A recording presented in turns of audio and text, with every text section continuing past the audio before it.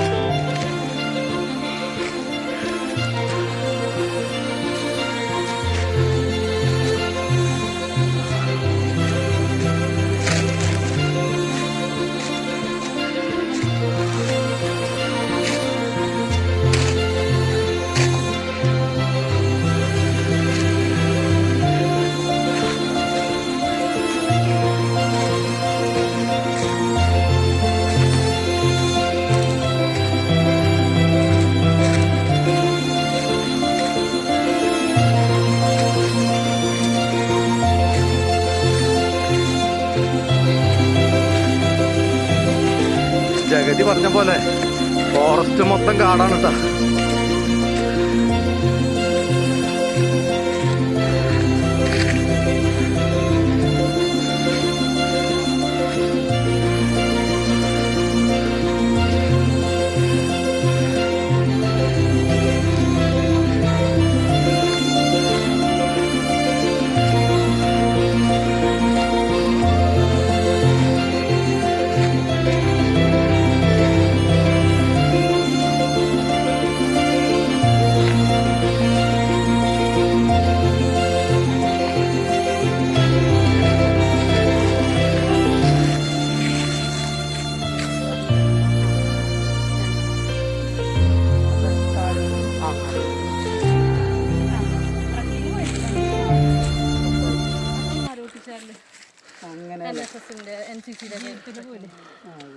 പിന്നെ എൻ്റെ വലിയമ്മച്ചിയുടെ വീട് കൊന്നക്കുഴിയ, അതിന്റെ ബാക്കിൽ ഇതുപോലെ കാടാണ്.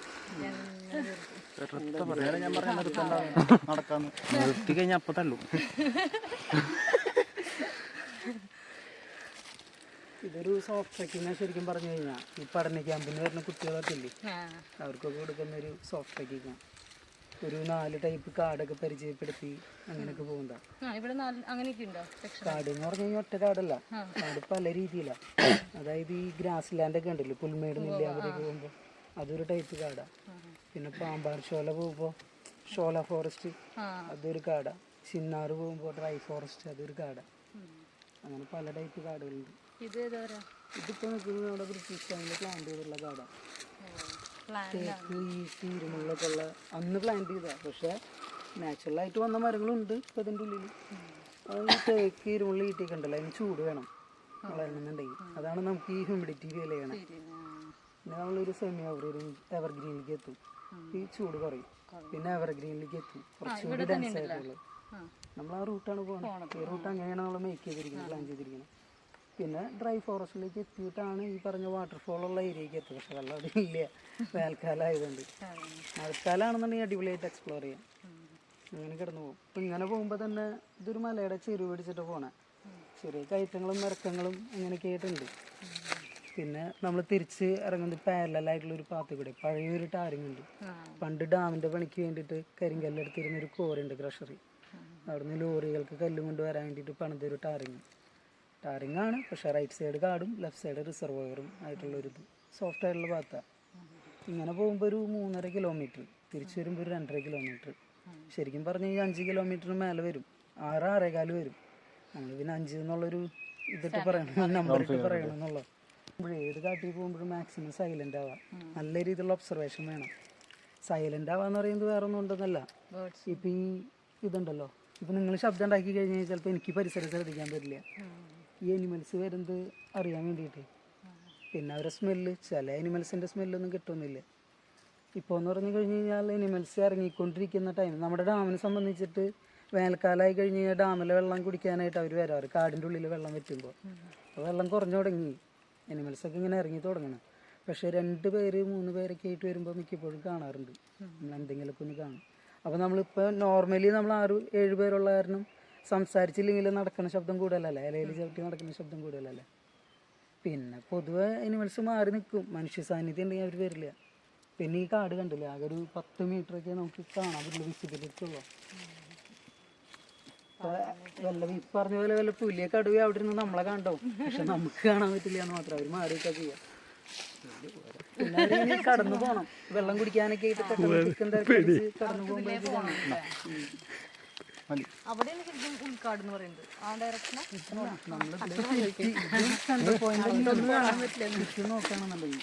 പിന്നെ വെർഗി ഫോറസ്റ്റ് എന്ന് പറയാൻ ആൾക്കാർ കയറാത്ത കാട്, അതൊരു കുറവാറിന്റെ അപ്പുറത്തേക്കൊക്കെ പോകും. ഈ കലബല ശബ്ദങ്ങളൊക്കെ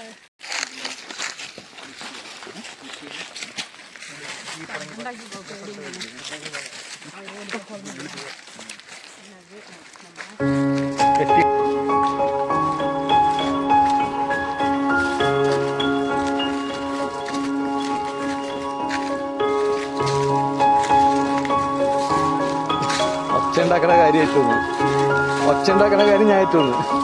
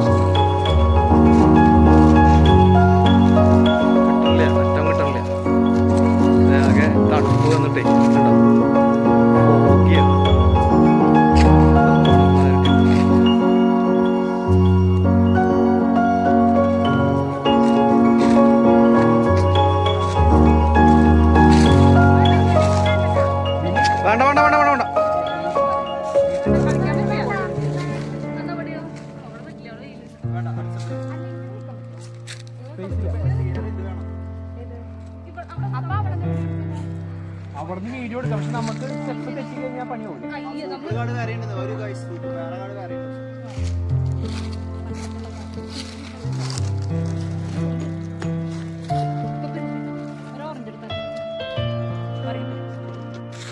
പക്ഷെ അതിമോഹമാണ്.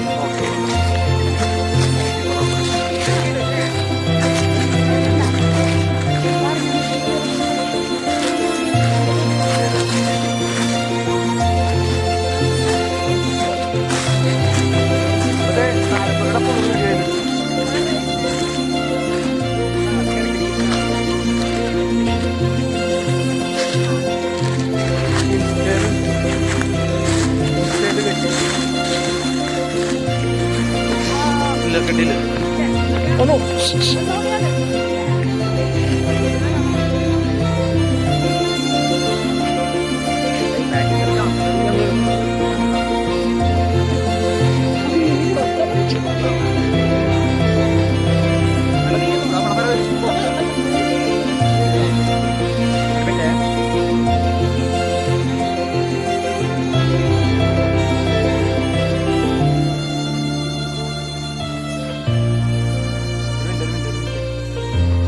കേട്ടോ ഞാൻ വിളിക്കാം.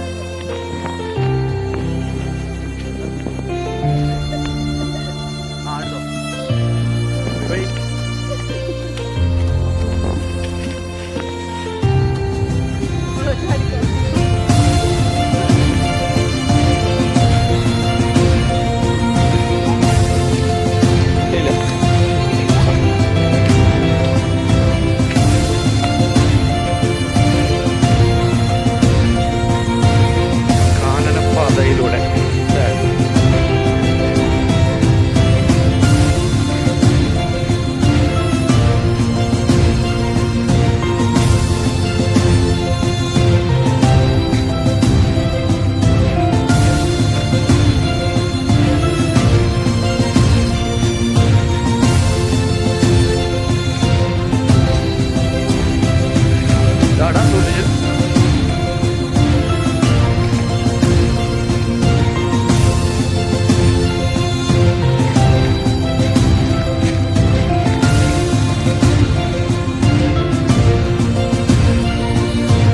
ആവുൻ്റെ അമ്മ